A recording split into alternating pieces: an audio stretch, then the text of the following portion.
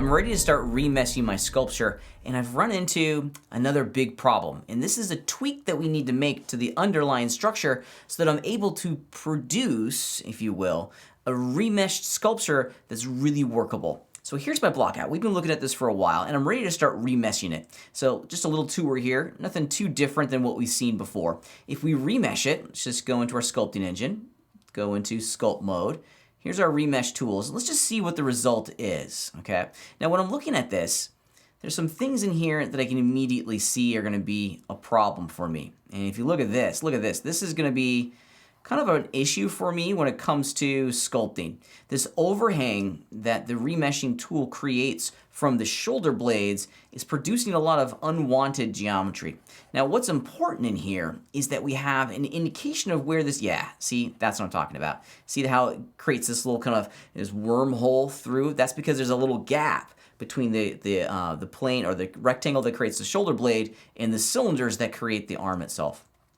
Now, the cool thing about working inside of Blender is that we have, of course, the ability to have multiple objects active in the exact same scene. So having access to all the raw geometry in a duplicated layer may be a benefit to us, because I just want to know where that information is. I can sculpt it in a lot of different ways. The block out doesn't necessarily, or let me rephrase this, we're not limited and required to use all the parts and pieces that we created in the block out. It's just our first pass at it. As long as we have that block out available to us, we can then use other sculpting tools to represent or to reproduce and represent all of that wonderful information. I don't want to lose the shoulder blades, but man, it's producing some big time issues that's just going to make the remeshing and concept sculpting stage a whole lot harder. So I think I might rip these out.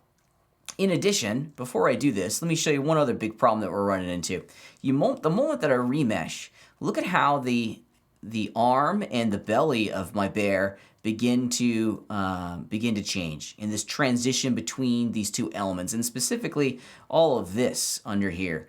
We don't have any inclusion of an armpit. As I start to work the model, check it out. I can start to smooth out that shape, and it just creates this wonderful cove in here.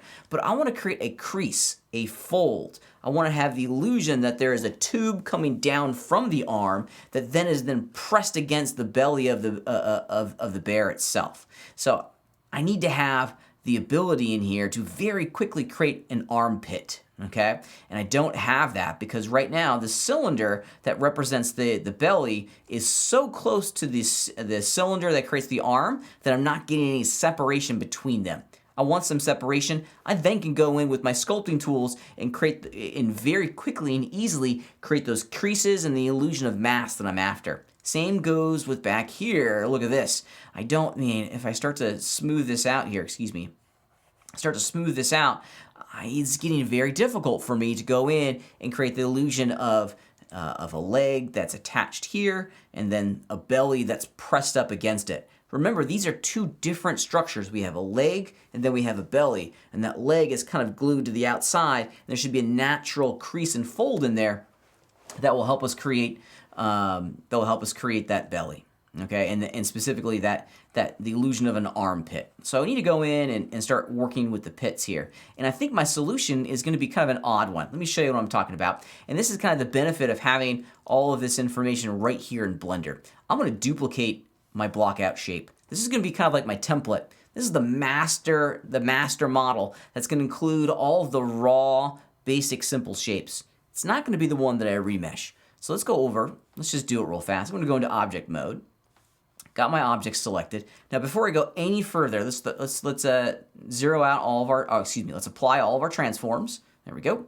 And now, with that object selected, let's just duplicate it. Shift D to duplicate it. Now I have two copies. Now, clearly, I want both of these copies to be in the exact same location inside of my three-dimensional scene. And we can do that real quickly by once again returning to the object pull-down menu, and under clear, let's just clear all of the location information that's been applied to the object transforms. There we go.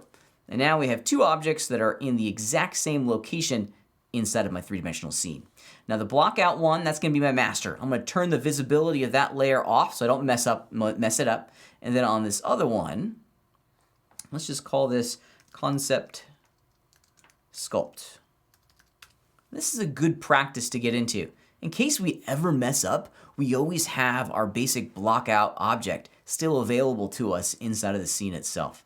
Okay, so now on this basic concept sculpt, we can go and make some changes. Return into edit mode here real fast. I'm in my polygonal selection set, and here's a power user trick, and I use this one all the time. Of course, we can just double click on that surface. When you double click on a surface, it's going to try to select the entire polygonal loop. And then if you hit the L key, it will select all of the polygons connected to that loop. Well, here's the trick, and this is the power user trick of the day. Skip the double click. Just put your cursor over the object that you want to work with and hit L. It ray casts, or kind of like fires a bullet, if you will, at the location of your cursor, and it automatically selects the contiguous polygons on the shape where your cursor is sitting into the scene itself, which is pretty rad. Let's do the exact same thing again. I'm not going to double click. I'm going to put my cursor on top of the object that I want to select and hit L. See how it grabs all of it? Pretty cool. I like it. That's a great trick. Now I'm just going to delete these. Hit the X key, delete all the verts, bye-bye. And now I'm ready to rock and roll. I think for this illustration, what I'm going to do is that I'm going to work on the arm. I'm going to work on the arm. I'm not going to do both sides, just to kind of show you my process here and to show you the idea. I'm going to put an extra loop in here, and I'm also going to put an extra loop on this surface as well. So loop slice is Control R. I've selected the loop, Control R. You get this little yellow indicator that shows you what you're going to do. This is the loop slice tool. And then you click, and then you can actually drag and place that loop wherever you want inside the polygonal loop. And I'm happy with it right there. Now the reason I did this is it allows me to go into my edge selection set and start to scale this loop. And it seems kind of odd. Like, Pat, why are you scaling it bigger or smaller? Well, I'm scaling it down a little bit, and I'm going to move it so that I can start to visually kind of break out, this underneath here. Now I'm starting to get more of an indication of an armpit. Without that loop, let me go back in time a couple steps. See how the belly just completely intersects with this leg down here? I don't want that. I want to be able to go in and have the idea of an armpit. I'm going to use my sculpting tools after the fact and push and pull those belly polygons down to create that natural crease and fold that you see in this area. But this is going to allow me to sculpt much faster and control my sculpture at a much higher level. I would do the exact same thing on the back here to get an armpit. Now for the back one, a little bit of a different challenge. I want to select my entire sphere. Let's run my little trick again. Instead of double clicking and then hitting L, let's just put my cursor over the sphere, hit L, boom, there it is. And I'm gonna hit the S key to fire off the scale tool. I'm just gonna make it a little bit smaller.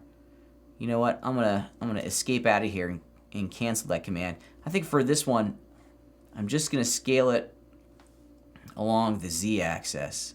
Yeah, up and down. There we go. And then move it up. Yeah.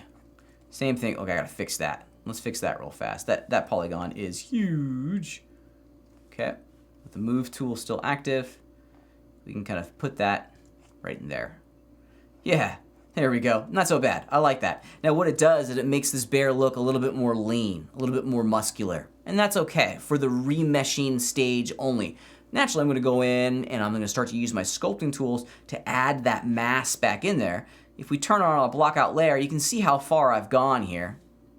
Yeah, I want to go in and add that mass back, but at least now when I remesh it, let's just do it real fast. Let's remesh my sculpture.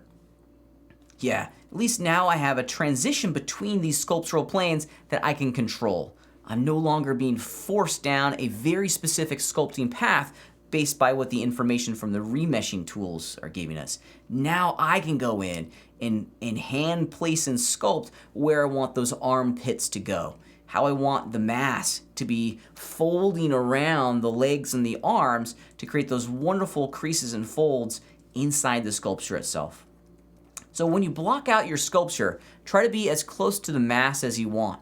But feel free to change that sculpture a little bit just for the remeshing stage so that we can produce a result like this that gets us a little bit closer to a controllable mesh surface when we're ready to start sculpting inside of our little animal.